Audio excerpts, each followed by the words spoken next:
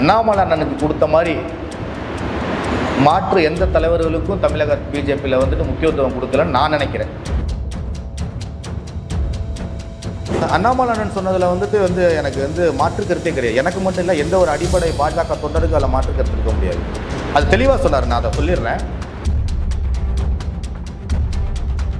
இன்னைக்கு அண்ணாமலைக்கு வந்துட்டு மாசா இருக்காரு, நல்ல தலைவர்னு சொல்கிற இதே வாய்கள் தான் அண்ணாமலை மாநில தலைவராக இருக்கும்போது அவ்வளோ விமர்சனம் பண்ணுச்சு.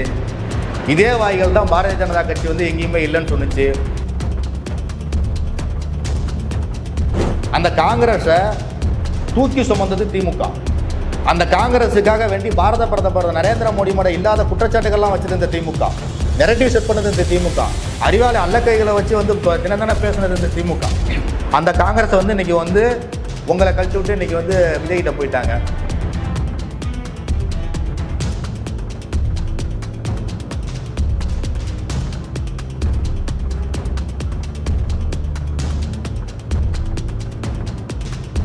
தேச உணர்வாளர்களுக்கு வணக்கங்கள். நான் உங்கள் விஜய் சின்னசாமி. இன்று நம்முடன் தமிழ் கிருஷ்ணபிரபா அவர்கள் நேர்காணலில் சிறப்பு விருந்தினராக நம்முடன் கலந்து இருப்பவர் பாஜக மாவட்ட தலைவர் திரு முத்தமிழ் அவர்கள். வணக்கம் ஜி. வணக்கம். நல்லா இருக்கீங்களா? நல்லா இருக்கேன் ஜி. நீங்கள் நல்லா இருக்கீங்களா? கொள்கையோடு இருக்கிற கட்சியிலேருந்து கட்சி மாற மாட்டாங்க அப்படின்னு சொல்லியிருந்தீங்க. ஆமாம். ஆனால் மோடி அவர்களை பார்த்து நான் அரசியலுக்கு வந்தேன் அப்படின்னு சொல்லி சிறந்த ஒரு கொள்கைவாதியாக அண்ணாமலை அவர்களை பார்த்தாங்க. ஆனால் அவர் வேற ஒரு கட்சியில் போய் சேரல. அவர் தனியாகவே ஒரு இயக்கத்தை ஆரம்பித்து இன்னும் நான் கட்சியாக அது மாறும்னு சொல்லியிருக்கிறார். ஒரு பக்கம் அவர் கட்சி ஓரங்கட்டப்பட்டது, கட்சியால் ஓரங்கட்டப்பட்டார். இன்னொரு பக்கம் இல்லை, கட்சியில் மிகவும் முக்கியத்துவம் கொடுத்தாங்க அண்ணாமலை அவர்களுக்கு அப்படின்னு சொல்லப்படுது. நீங்கள் அண்ணாமலை அவர்களோட எந்த அளவுக்கு நட்புறவில் இருந்தீங்கன்றது நமக்கு தெரியுன்றதுனால இந்த கேள்வி கேட்குறேன். அண்ணாமலை அவர்கள் பாஜகவிலிருந்து வெளியேறுவதற்கான காரணம் என்ன? இது சரியான முடிவு தானா? அவரை பார்த்தீங்கன்னா நீங்கள் நேரில் பார்க்குறீங்க அப்படின்னா என்ன சொல்லுவீங்க? நேரில் பார்த்தா அதுக்கு முதல்ல நான் பதில் சொல்கிறேன். நேரில் பார்த்தா அண்ணாகிட்ட ஆனால் மறுபடியும் நீங்கள் வாங்கினேன்னு கூப்பிடுவேன். ஒன்று. இன்னொரு விஷயம் என்னன்னு கேட்டிங்கன்னா, நீங்கள் சொன்னீங்க கொள்கை ரீதியானவங்க மாற மாட்டாங்கன்னு. அண்ணாமலை அண்ணன் சொன்னார் மோடியை பார்த்து கட்சி அரசியலுக்கு வந்தேன்னு சொல்லிட்டு. ஐகானை பார்த்து தான் அண்ணாமலை அண்ணன் கட்சி அரசியலுக்கு வந்திருக்காரு. ஆனால் பிரதமர் நரேந்திர மோடி ஒட்டுமொத்த கொள்கைக்கு சொந்தக்காரர். அதனால் நம்ம அது கொள்கையாக தான் எடுத்துக்கணும். அண்ணாமலை பார்த்து நிறைய பேர் அரசியலுக்கு வந்திருக்காங்கல்ல, அதையும் நம்ம எடுத்துக்கலாம்ல. நிச்சயமாக வந்திருப்பாங்க, அதில் எந்த மாற்று கருத்தும் கிடையாது. நிச்சயமாக வந்திருப்பாங்க. அதில் மோடியை பார்த்து அண்ணாமலை அவர்கள் வந்திருக்காரு அப்படின்னா அண்ணாமலை பார்த்து அரசியலுக்கு வந்தவங்க இப்போ அவரை ஃபாலோ பண்ணிட்டு தனியாக போயிட்டாங்க அப்படின்னு எடுத்துக்கலாமா? இல்லை, நீங்கள் அதான் நான் ஃபஸ்ட்லேயே சொன்னேன், தனி கட்சிக்கு போக மாட்டாங்க. இப்போ அண்ணாமலை அண்ணன் ஒரு அமைப்பு ஆரம்பிச்சிருக்காரு. அந்த அமைப்பை அவர் கட்சியாக மாத்திரன்னு சொல்லியிருக்காரு.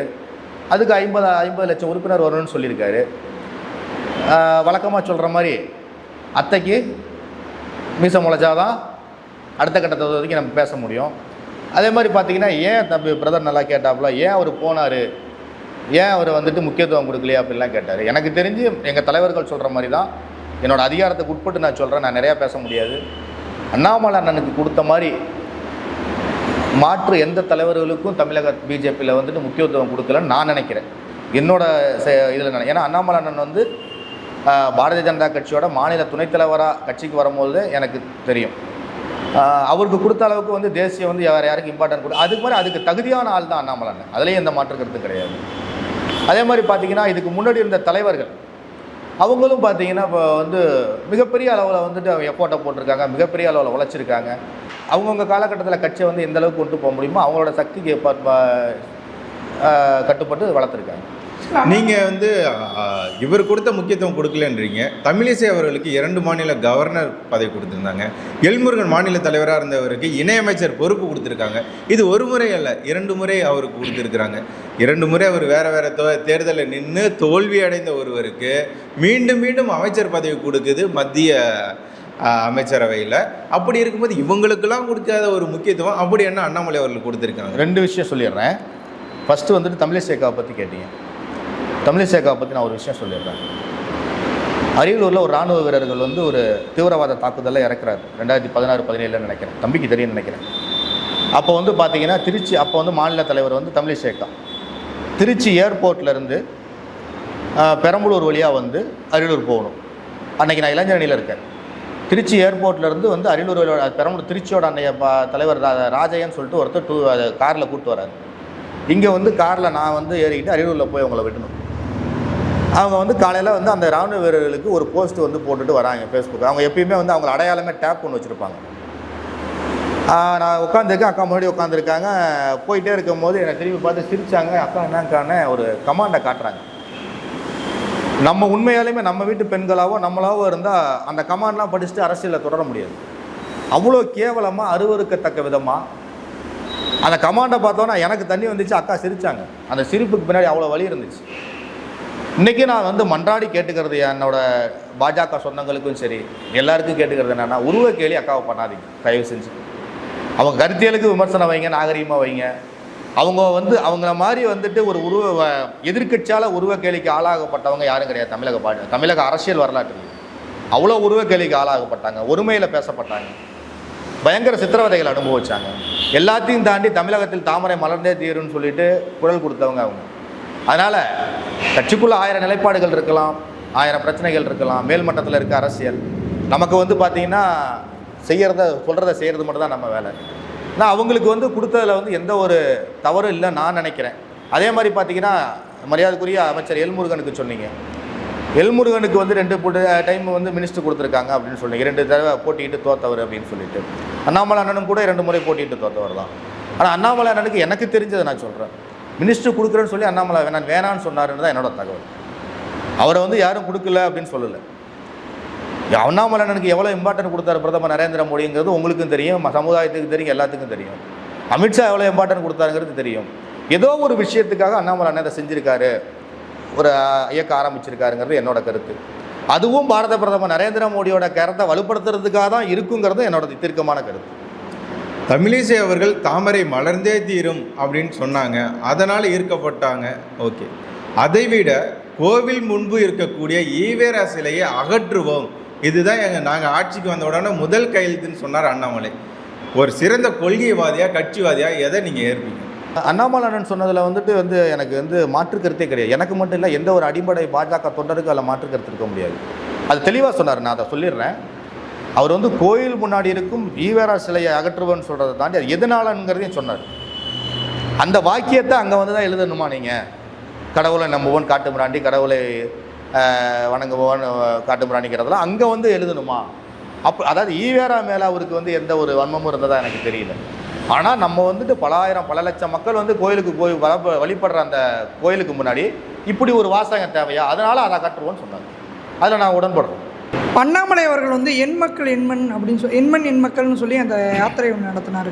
அது மிகப்பெரிய லெவலில் அவருக்கு ஒரு வெற்றியை கொடுத்துச்சு. அவர் முடிஞ்சு அவருடைய பதவி முடிஞ்சதுக்கப்புறம் அடுத்து நயினார் அவர்கள் வந்தார். அவருமே ஒரு யாத்திரை ஒன்று நடத்தினார். அந்த யாத்திரையினுடைய பேர் என்ன அப்படின்னு சொல்லி பாஜகவினருக்கே பல பேருக்கு தெரியல. அந்த மாதிரி ஒரு யாத்திரையை நடத்தி முடிச்சுட்டு போயிருக்காரு அப்படின்னு சொல்லி பாஜகவினரை குற்றம் சாட்டக்கூடிய ஒரு அளவுக்கு அவருடைய தலைமை இருக்குது அப்படின்னு ஏற்றுக்கலாமா? அப்போ இதை யார் கேட்குறா? தமிழகம் தலைநகர தமிழனின் பயணம்னு சொல்லிட்டு ஒரு யாத்திரை நடத்தினார். பாரதிய ஜனதா கட்சி வந்து யாத்திரையால் அறியப்பட்ட கட்சி. கண்டிப்பாக அத்வானிஜியிலேருந்து அதே மாதிரி பார்த்தீங்கன்னா சிபி ராதாகிருஷ்ணன் இருக்கும்போது யாத்திரை நடத்தினார். எல்முருகன் வரும்போது வேல் யாத்திரை நடத்தினாரா? ஆமாம். அண்ணாமலையன் வரும்போது எண்மண் எண் மக்கள் நடத்தினார். ஆமாம். நயினார் வரும்போது தமிழக தலைநகர தமிழனின் பயணங்கள் நடத்தினார். இந்த மாதிரி பார்த்தீங்கன்னா தொடர்ந்து எந்த தலைவர் வந்தாலும் அவங்களை அடையாளப்படுத்துறதுக்கு அவங்க ஸ்டைலில் ஒரு யாத்திரை நடத்துவாங்க. இதில் கூட குறைய இவங்க பெருசு இவங்க சின்னது அப்படின்னு நாங்கள் பார்க்கல. எல்லாருமே வந்து பார்த்திங்கன்னா அனைத்து காலகட்டத்தில் இன்னமும் நான் தான் சொல்கிறேன், அனைத்து தலைவர்களும் அனைத்து காலகட்டத்திலையும் அவர்கள் சக்திக்கு ஏற்ற மாதிரி அவர்கள் ஸ்டைலில் கட்சை வளர்த்தாங்க.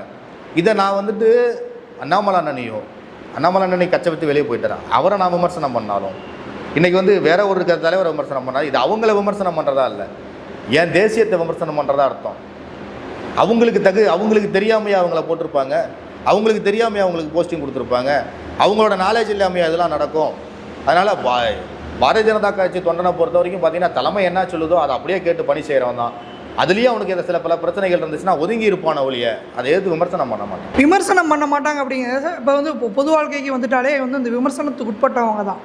இதை வந்து இப்போ இன்னும் சொல்லப்போனால் இந்த திமுகவினர் வந்து இப்போ சமீபத்தில் சோசியல் மீடியாவில் இப்போ வந்து அந்த ஜெயராமன் ஆட்கள் வந்து இது சோசியல் மீடியாவில் ரொம்பவே பேசப்பட்ட விஷயம். விமர்சனத்துக்கு உட்பட்டது அப்படின்னா அவங்க வந்து அந்த யாத்திரை என்ன மிகப்பெரிய அளவில் கொண்டு போயிருக்கலாமே. இதை ஏன் சின்ன சின்ன யாத்திரை, ஏதாவது ஒரு அண்ணாமலை அவர்கள் வராரு அப்படின்னா ஒரு 1000 பேர் கூடுறாங்கன்னா இப்போ நயினார் வரணும் ஒரு 500 பேர் கூட்டுறதுக்கே பாஜகனர் வந்து சிரமப்படுறாங்க அப்படின்னு சொல்கிறாருல்ல, அதை பற்றி நீங்கள் எப்படி நினைக்கிறீங்க? பெரம்பலூர் பாரதிய ஜனதா கட்சியோட நயினார் நாகேந்திரனோட யாத்திரையோட காணொலிகள் இருக்குது, ஓகே, ஃபோட்டோஸ் இருக்குது, பத்திரிகை செய்தி இருக்குது, ஐபி ரிப்போர்ட் இருக்குது. அதை உங்களுக்கு சமர்ப்பிக்கிறேன். முடிஞ்சால் நீங்கள் வந்துட்டு இந்த வீடியோவில் கீழே கொஞ்சம் ஓட விடுங்க. மாநில தலைவராக அண்ணாமலை அண்ணன் இருக்கும் போது நடந்ததையும் ஓட விடுங்க. பதில் வந்துட்டு மக்கள் முடிவு பண்ணுங்க. ஓகேவா? அதே மாதிரி பார்த்தீங்கன்னா இந்த திமுக காரங்க இன்றைக்கி சொல்கிறாங்க 15 லட்சம் பேர் பிஜேபியிலேருந்து போயிட்டாங்க, 18 லட்சம் பேர் போயிட்டாங்க அண்ணாமலை பின்னாடி அப்படின்னாங்க. இதே திமுக காரங்க தான் தமிழகத்தில் பிஜேபி எங்கே இருக்குது? இதே திமுக காரங்க தான் அண்ணாமலை வந்துட்டு 4 ப்ரெஸ் மீட்டு கொடுத்துட்டா போதுமா, கச்சை வளர்த்துட்டாரா, பிஜேபின்னு ஒன்று இல்லவே இல்லை. இன்றைக்கி அண்ணாமலைக்கு வந்துட்டு மாசாக இருக்கார், நல்ல தலைவர்னு சொல்கிற இதே வாய்கள் தான் அண்ணாமலை மாநில தலைவராக இருக்கும்போது அவ்வளோ விமர்சனம் பண்ணுச்சு. இதே வாய்கள் தான் பாரதிய ஜனதா கட்சி வந்து எங்கேயுமே இல்லைன்னு சொன்னிச்சு. இன்றைக்கி வந்து ஒரு 25% பேர் இங்கேருந்து அடிமட்டத்திலேருந்து போயிருக்கிறதா சொல்லி வச்சுக்கிட்டாலும் கூட ஒரு வாதத்துக்கு அதுவே 15 லட்சம்னா, அப்போ தமிழகத்தில் வந்துட்டு நிச்சயமாக பாரதிய ஜனதாவோட உறுப்பினரோட எண்ணிக்கை கிட்டத்தட்ட 45 லட்சம், அதாவது பதிவு பண்ணியிருக்கிறது. அதை வந்து இல்லைன்னு சொன்ன வாய்கள் தான் இந்த ஊடகங்கள் பூரா. அவங்களுக்கு பொறுத்த வரைக்கும் என்னன்னு கேட்டிங்கன்னா, பாரதிய ஜனதா கட்சி அப்படிங்கிற ஒரு கட்டமைப்பு இங்கே உருவாகக்கூடாது. அதுக்கு என்னென்ன வழியில் முடியுமோ எல்லாத்தையும் பண்ணுவோம், ட்விஸ்ட்டு பண்ணிவிடுவோம், சண்டையை உண்டு பண்ணுவோம், சகுனி வேலை பார்ப்போம். இதை தான் திமுக வந்து தொடர்ந்து பண்ணிகிட்டு இருக்குது.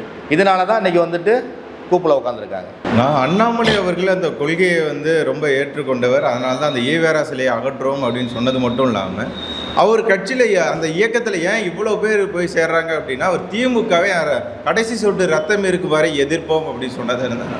அது மட்டும் அல்லாமல் எங்களுடைய கொள்கை எதிரி, ஊழல் பட்டியலை வெளியே கொண்டு வந்தது, இந்த மாதிரி பல அதிரடியான சம்பவங்கள் செய்ததுனால தான் பாஜகவில் இருந்து மற்றும் பலர் வந்து பொதுமக்கள் கூட அவர் இயக்கத்தில் சேர்ந்துருக்காங்க.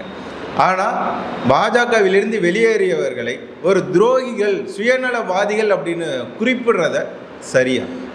பாஜகவிலிருந்து வெளியேறியவர்களை துரோகிகள், சுயநலவாதிகள்னு குறிப்பிடுறது சரியா தவறா என்று கேட்பதற்கு முன்பு பாஜகவிலிருந்து வெளியேறிய சிலர் பேர் குறிப்பிட முடியும்.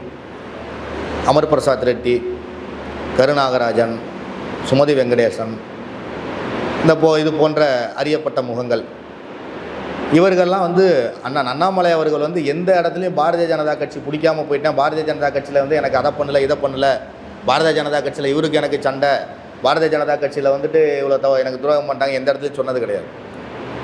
ஆனால் அவர் வந்து கரெக்டாக இருக்கும்போது இங்கேருந்து போனவங்க டிவி விவாதங்களில் உட்காந்துக்கிட்டு பாரதிய ஜனதா கட்சியோட கொள்கையவும் இவ்வளோ நாளாக எந்த விஷயத்தை வந்து இவங்க தூக்கி பிடிச்சாங்களோ அதே விஷயத்தை மாற்றி பேசுறது, இதை பார்த்துக்கிட்டு எப்படி பாரதிய ஜனதா கட்சியோட உண்மையான தொண்டனால் இருக்க முடியும்?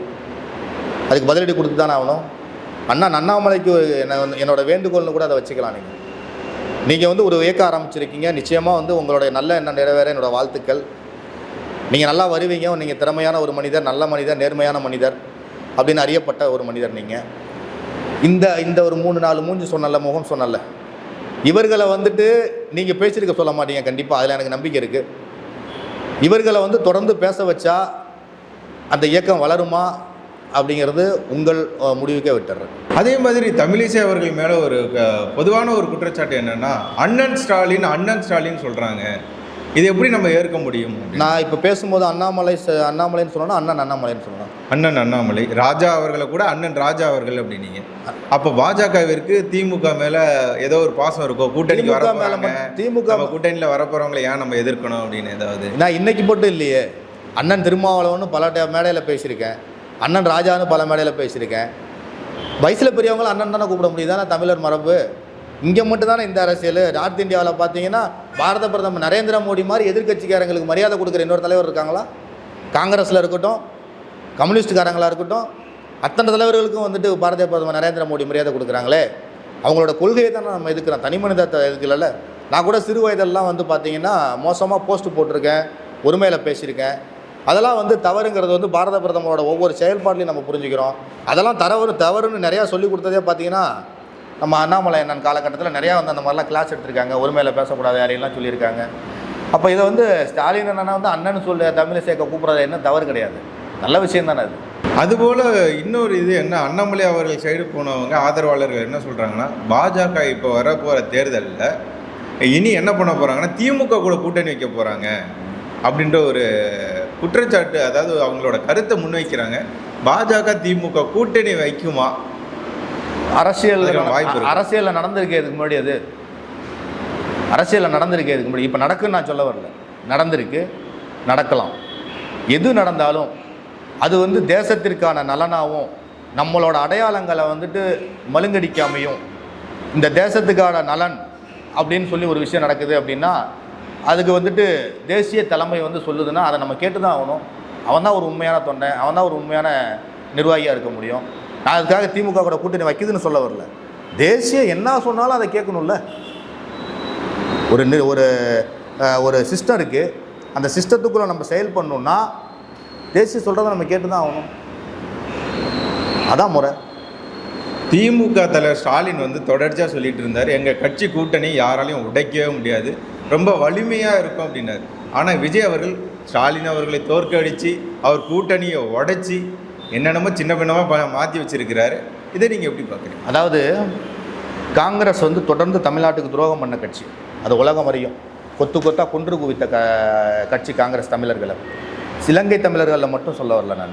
பொதுவாக பார்த்தீங்கன்னா தமிழகத்தில் எங்கெல்லாம் வந்து தமிழருக்கு ஒரு பிரச்சனை வருது, தமிழகத்தோட கனிம வளத்துக்கு ஒரு பிரச்சனை வருது, தமிழகத்தோட கலாச்சாரத்துக்கு ஒரு பிரச்சனை வருதுன்னா அதில் ஆணி வேறு போட்டது யாருன்னு பார்த்தீங்கன்னா காங்கிரஸாக இருக்கும். அதுக்கு துணை போனது திமுகவாக இருக்கும்.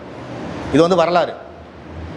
அப்பேற்பட்ட அந்த காங்கிரஸ் இந்த திமுக ஆட்சியை கலைச்சது வந்துட்டு காங்கிரஸ் எமர்ஜென்சி பீரியடில். இதே மிசாவில் இருக்க தழும்பு என்ன இருக்குன்னு ஸ்டாலின் சொல்கிறாரே, அது உண்மையாக போயா நான் சொல்ல வரல. ஸ்டாலின் சொல்கிறாரே, அந்த கொடூரத்தை நடத்தினது யார்? காங்கிரஸ். இந்த காங்கிரஸுக்கு வந்துட்டு இது புதுது கிடையாது துரோகம். அந்த காங்கிரஸை தூக்கி சுமந்தது திமுக. அந்த காங்கிரஸுக்காக வேண்டி பாரத பிரதமர் நரேந்திர மோடி மேட இல்லாத குற்றச்சாட்டுகள்லாம் வச்சது இந்த திமுக. நெரட்டிவ் செட் பண்ணது இந்த திமுக. அறிவாளி அல்லக்கைகளை வச்சு வந்து தினந்தன பேசுனது இந்த திமுக. அந்த காங்கிரஸை வந்து இன்றைக்கி வந்து உங்களை கழட்டி விட்டு இன்றைக்கி வந்து விஜய்கிட்ட போயிட்டாங்க. ஸோ உங்களுக்கு வேறு வழியே கிடையாது. இன்றைக்கி வந்து கூடா நட்பு கேடா முடிஞ்சதுன்னு உங்கள் அப்பா வந்துட்டு மரியாதைக்குரிய மறைந்த கலைஞர் சொன்ன மாதிரி நீங்களும் சொல்லி தான் ஆகணும். காங்கிரஸுக்கு இது புதிது கிடையாது. இன்னொரு விஷயமும் சொல்லிடுறேன் பார்த்துங்க. காங்கிரஸ் நேரு இறந்ததுக்கப்புறம் இறந்ததால் இந்திரா காந்தி வந்து பிரதமரானாங்க. இந்திரா காந்தி கொல்லப்பட்டதால் ராஜீவ்காந்தி பிரதமரானார். ராஜீவ்காந்திக்கு அப்புறம் யாரும் கொல்லப்படலை. அதனால வந்து இனிமேல் அந்த குடும்பத்தில் இருந்து யாரும் பிரதமர் ஆக முடியாது. அது வந்து எட்டா கனி தான் காங்கிரஸ். அதனால் இதுக்கு மேலேயாவது தமிழகம் வந்து விழித்து கொள்ளணும். தமிழகம் விழித்து கொண்டு தேசியத்தில் வந்து பாரத பிரதமர் நரேந்திர மோடியோட நல்லாட்சியில் தான் இன்றைக்கி நல்லாயிருக்கும் இந்தியாவில். அதனால் தமிழக மக்களை மன்றாடி கேட்டுக்கிறதுலாம் எனக்கு எந்த பொய் பிரச்சாரத்தையும் நம்பாமல் உங்களோட பார்வை தேசியத்தை நோக்கி வரணும். ஊழல் குற்றச்சாட்டு இல்லாத, ஊழல் அரசு இல்லாத 12 ஆண்டு காலம் நல்லாட்சி கொடுத்த பாரத பிரதமர் நரேந்திர மோடியை நம்பி நீங்கள் எல்லாம் பாஜகவுக்கு வரணும்னு கேட்டுக்கிறேன். தமிழக வெற்றி கழகம் வந்து அதிமுக பாஜக அடுத்த கூட்டணியோட சேர்ந்தால் பாஜக தலைமை அதை வந்து ஏற்றுக்கும் நீங்கள் நினைக்கிறீங்களா? இல்லை, அதை சொல்லக்கூடிய இடத்துல நான் இல்லை. எனக்கு அது அதிகாரமும் கிடையாது. நான் ஒரு மாவட்ட தலைவர், அவ்வளோதான். இந்த மாவட்டத்தில் இருக்க பிரச்சனைகளுக்காக ஏதாவது பேச சொல்லுங்கள், பேசுவோம். அந்த மாவட்டத்தில் வந்து பல பிரச்சனைகளை நம்ம கையில் எடுத்துருக்கோம். அந்த மாவட்டத்தில் இன்னும் தீர்க்கப்படாத பிரச்சனைகள் நிறையா இருக்குது. இப்போ நீங்கள் சொல்கிற அந்த டைம் இருக்குங்கிறதுக்காக நான் அதை கொஞ்சம் அமைதியாக இருந்துகிட்டு இருக்கிறேன். நிறைய பிரச்சனைகள் இருக்குது, தீர்க்கப்படாத பிரச்சனை. அதெல்லாம் தீர்க்கணும் இந்த அரசாங்கம். இந்த கூட்டணி பற்றி கூட நான் வந்து இந்த திமுகவை நீங்கள் கேட்டதால் நான் சொன்ன ஒழிய அதை பற்றி பேசுகிற அதிகாரம் எனக்கு கிடையாது. பாஜக கட்சியை பொதுவாக மக்கள் எப்படி பார்க்குறாங்க, எதிர்கட்சிகள் என்ன சொல்கிறாங்கன்னா, இது ஒரு இந்துத்துவ கட்சி, இது ஒரு இந்துக்களுக்கான ஒரு கட்சி, இந்தியாவையே இந்து நாடாக மாற்றிடுவாங்க அப்படின்னு சொல்கிறாங்க. ஆனால் தமிழ்நாட்டில் பெரும்பான்மை அப்படின்னு பார்த்தா இந்துக்கள். அப்படி இருக்கக்கூடிய இந்துக்கள் தமிழர்கள் ஏன் பாஜகவை வெற்றி பெற வைக்க மாட்டேன்றாங்க? ஏன் பாஜகவிற்கு ஒரு நல்ல ஒரு இடம் தமிழ்நாட்டில் கிடைக்கல, ஏன் வளர முடியலன்னு பார்க்குறீங்க? அதாவது அதுக்கு காரணம் வந்து பார்த்திங்கன்னா, சுதந்திர போராட்டத்திலேருந்து எடுத்துக்கிட்டிங்கனாலே முகலாய பேரரசு கிட்டத்தட்ட பார்த்திங்கன்னா 650 ஆண்டு காலம் இந்தியாவை ஆட்சி பண்ணுச்சு. ஆங்கிலேய பேரரசு 250 ஆண்டு காலம் இந்தியாவை ஆட்சி பண்ணுச்சு. நார்த் இந்தியாவில் நிறைய வந்துட்டு ஆட்சி பண்ணி முடிஞ்சதுக்கு அப்புறம் தான் கடைசியாக தமிழ்நாட்டை வந்து இவங்க பிடிச்சாங்க. தமிழ்நாட்டை பிடிக்கும் போது வந்து தமிழ்நாட்டோட எழுச்சி, தமிழ்நாட்டோட இருந்த வீரம், நிறைய தலைவர்கள், நிறைய மன்னர்கள்லாம் எடுத்து போரிட்டு அந்த முடிவுக்கு வந்துச்சு. அதனால் வந்து இன்றைக்கி இந்தியாவை ஃபுல்லாக பிடிச்சிட்டோம், அடுத்து தமிழ்நாடு தான். தமிழ்நாட்டையும் பிடிச்சிரும். நிச்சயமாக தமிழ்நாடு வந்து என்றைக்குமே தேசியத்தின் பக்கம் தான் இருந்திருக்கு. நல்ல தலைவர்கள்லாம் தமிழ்நாட்டை தேசியத்தின் பக்கம் தான் இருந்திருக்காங்க. ஒரு கட்டமைப்பை வந்து திமுக வந்து அந்த மாதிரி உருவாக்கிடுச்சு. காங்கிரஸ் நீர்த்து போச்சு. காங்கிரஸ் நீர்த்து போனதால் இங்கே தேசியத்துக்கு வேலை இல்லாமல் போயிடுச்சு. அந்த காங்கிரஸ் நீர்த்து போய் திமுக ஆட்சிக்கு வந்தோன்னே அந்த திமுக கொடுங்கோல் ஆட்சியை யாரா அகற்றுவாங்கன்னு பார்த்து அன்றைக்கி வந்து இன்றைக்கி சினிமா பிரபலத்தில் விஜய்க்கு போட்டு போட்ட மாதிரி அன்றைக்கி எம்ஜிஆரோட வசீகரத்தில் எம்ஜிஆருக்கு ஓட்டு போட்டாங்க. நீயா நானாங்கிற போட்டியிலே ரெண்டு பக்கம் இருதுரமாக போயிட்டே இருந்துச்சு. இன்றைக்கி அந்த ரெண்டு சக்தியில் ஒரு சக்தி அழிஞ்சிருச்சு. ஸோ இதுக்கு மேலே நிச்சயமாக தேசியத்துக்கு இங்கே இடம் இருக்கும்ல, நிச்சயமாக அதுக்கான காலம் கணிந்து வந்துடும். உங்களுடைய பொன்னான நேரத்தை ஒதுக்கி பல தகவல்களையும் கருத்துக்களையும் எங்களுடன் பகிர்ந்து கொண்டதற்கு மிக்க நன்றிகள். மிக்க நன்றி.